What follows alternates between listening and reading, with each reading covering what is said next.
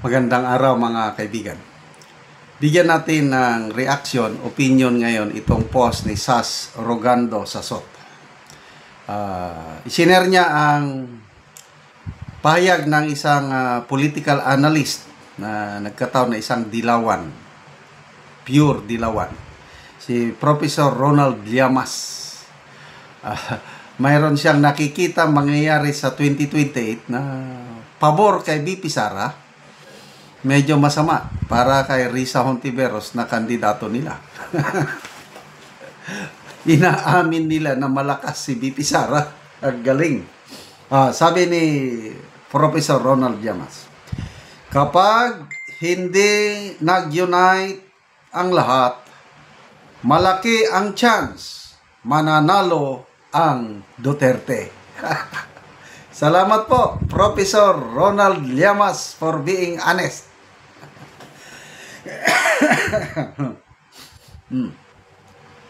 So, anong ibig sabihin niya sa kapag hindi nag-unite ang lahat? Ano ba yung lahat? Dilawan man siya.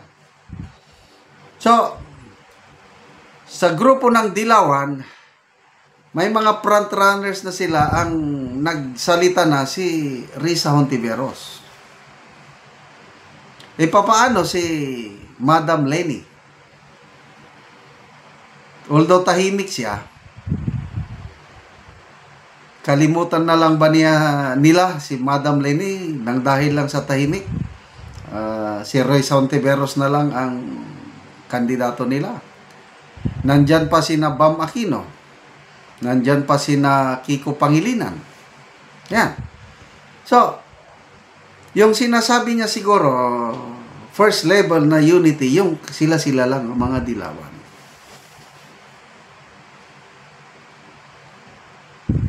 Kaya ba nilang pag-isahin ang ilang kandidato? Kung si Risa ang tatakbong presidente, sigurado out na si BP Leni. Alangan naman na mag-vice president si BP Leni ulit. Risa, Leni, hindi pwede. Baka pwede pa, Leni, Risa. Yun ang mas malakas sa tingin ko.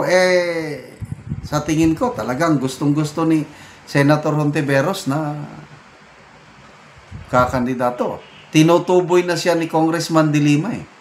Ito, may panalo ito sa 2028. Yun ang sabi ni Congresswoman De Lima. Pati si ex-Senator Trillanes. Presidente niya by 2028, si Hontiveros. So, yan. Magkaisa ba ang mga dilawan? Kung sila-sila lang, kaya ba nilang talunin si VP Sara? I don't think so.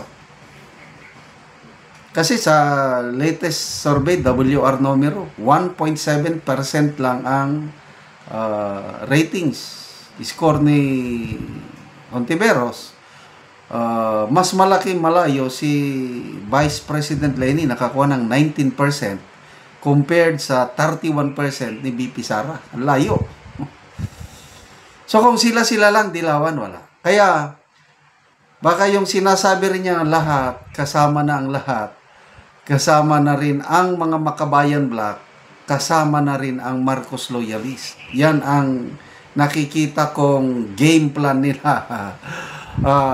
Itong mga dilawan na grabe sinusukan nila ang mga Marcoses noon, ngayon handa na silang makipagtulungan sa Marcos sa 2028 para talunin si VP Inday Sara. Kaya ito, subtext, sabi ni ni-reward na lang siguro ni Sas ito. Basahin ko yung subtext. Oy, kayong mga sinabihan naming i-disown nyo, mga magulang nyo for voting BBM in 2022, kalimutan nyo na lang yun. Parang advice ng mga dilawan sa mga mga kapwa nila kakamping. Unite na tayo with BBM. Dahil kapag hindi, lot-lot na naman tayo sa 2028. Huwag kayong sisigaw ng BBM resign. Tingnan mo, walang sumisigaw ng mga dilawan ng BBM resign. Kasi takot, pag nag-resign si BBM, sara ang upo, di lalo silang mamroblema. Kaya na nilang pagtiisan si BBM sa ngayon. Baliwala yung corruption issue yan. Basta importante, hindi makaupo si BP Sara. Ganon sila eh. Huwag kayong sisigaw ng BBM resign dahil hindi tayo ang papalit. Ipasa Diyos nyo na lang yan. Yung sinasabi naming nating 2025 budget ang pinaka-corrupt in history. Bahala na daw ang Diyos. Deadma na. Kakampi natin. May gawa niyan. Kakampi na nila ang most corrupt budget kaya wala silang reklamo. Eye on the prize. 2028. Doon tayo mag-focus. Lunukin nyo na lahat. Dapat nyong lunukin. Wala kaming pakialam. Kating-kati na kaming bumalik sa Malacanang. Galing. Yun po ang dilawan ngayon. Kasi last time na nagka-presidente sila, 2010, panahon ni Pinoy. After that, wala na. Duterte, Marcos, after ito Marcos, gusto sila ulit. Paano nila tatalunin si BP Sara kung sila-sila lang? Kaya ang kanilang modus ngayon is unite with Marcos. Ngayon, pag mag-unite, granting mag-unite, sino ang kandidato nila? Papayag ba ang taga Marcos camp na si Risa ang kandidato, Vice President lang ang taga Marcos? Sino bang? Sabihin natin Romualdez. Papayag ba si Romualdez na siya ang mag-Vice President ni Risa? In the same manner, kung si Romualdez ang president, hindi naman papayag si Risa Ontiveros na mag-vice president. Kaya para silang parang tubig at langis.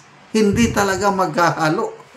Sa ngayon, for convenience, nagsasama lang muna para labanan si BP Sara, para tanggalin siya sa pwesto, i-impeach siya.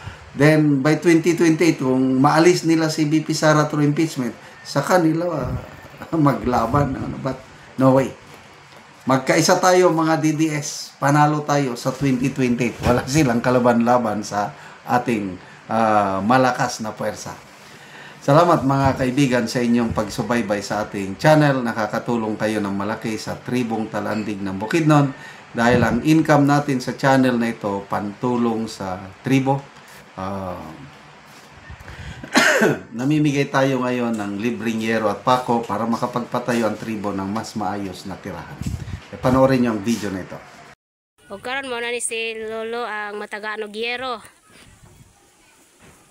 So matagaan si Lolo og yero kay makatup siya karon.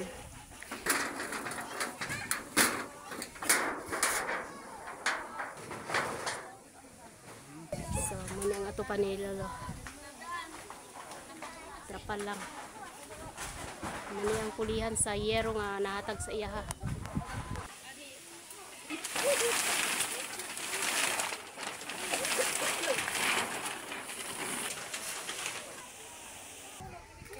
Inulit man na.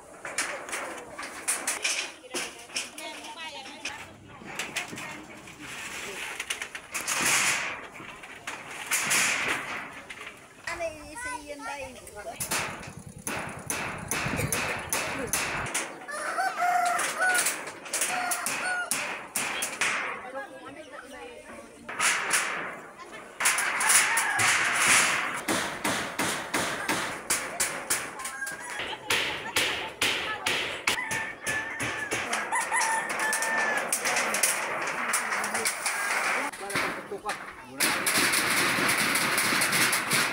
So human na gyud og ato si so nindot na gid kayo kay nahuman na og atop ang iyang balay.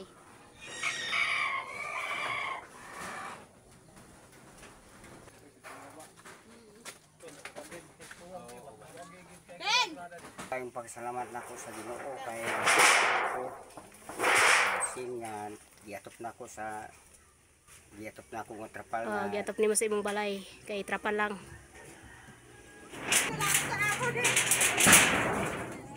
So, pila na imong edad tay? ha. Hintay sa sintes. So, si tatay 67 na siya. Salamat ako kay nakatop nako.